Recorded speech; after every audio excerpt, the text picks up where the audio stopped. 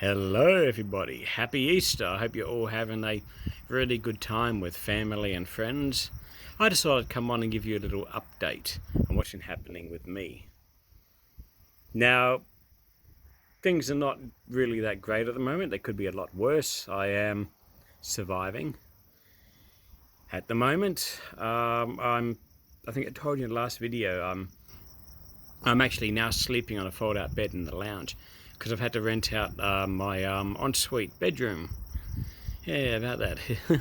Sitting in sleeping in my own lounge room, you know, my own house. It's crazy, but it helps pay the mortgage, and they've paused mortgage interest rates this month for the first time in 10 months. So they just kept putting it up and up and up and up, and yeah, so it's been really financially difficult for everyone here in Australia who has a mortgage to be able to survive and pay the mortgage. My current job, the hours have been drying up. They're not putting out the rosters on time. Sometimes I don't even know if I'm working the next day until 11 o'clock at night. So it's just become unworkable to keep working there, basically.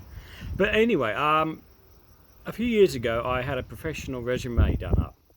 Back in 2017, I uploaded it to Seek, and a few weeks ago, I had a recruiter contact me. He recruits for various different companies in the hospitality industry, and he thought this particular cafe, I'm not going to mention the name of the cafe, it's a cafe chain, a little bit similar to Denny's if you're living in the United States, but with a little bit more focus on coffee.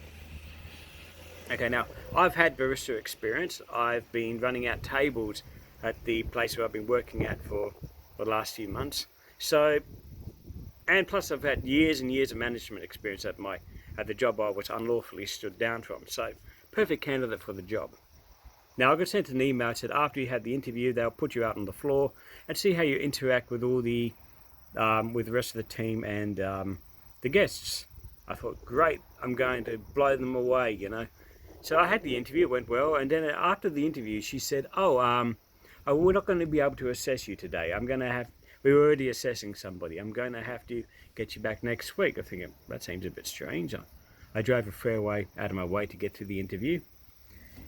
Okay, so I get home. The recruiter guy had left a voicemail trying to find out how I went. Okay, so I phoned him back. And I told him that they didn't do the assessment. He said, that's wrong. They always do the assessment. That's very strange. I'll ring the lady tomorrow morning and find out what happened. So if I'm blinking, my eyes just really hurt at the moment. They're really dry. But anyway, okay, so he phones me the following morning and says, she doesn't think I have enough experience at running tables and doing coffees.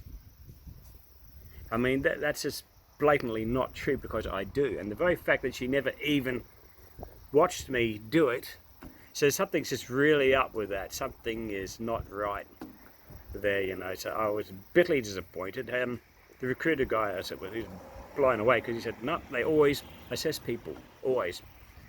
So that job's gone out the window. I won't be going back to this cafe brand anytime soon. I don't know what they're looking for. How many years experience do you need? Anyway, 17 years management experience in the industry. And yeah, well, I've got another interview coming up. I've already done a virtual interview over, not FaceTime, it's not Zoom. It's another Microsoft one. I can't remember what it is. She wants to meet me face to face with the owner of this. It's another chain. Of this restaurant. It's a lot closer to home. It's only about 10-minute drive instead of like 30-40 minutes, and it'll be full-time, unlike the hours I'm getting at my current position. If I get this job, it'll be life-changing. I'll be able to refinance because I'll be able to show the bank I'm earning more money and a stable income. I'll get my ensuite back. I told the guy, well, he could have it for 3 months, and so if I get this at the end of the 3 months, I'll be moving back into my ensuite, and things will be nice and cozy, hopefully. But as you know, life is never like that.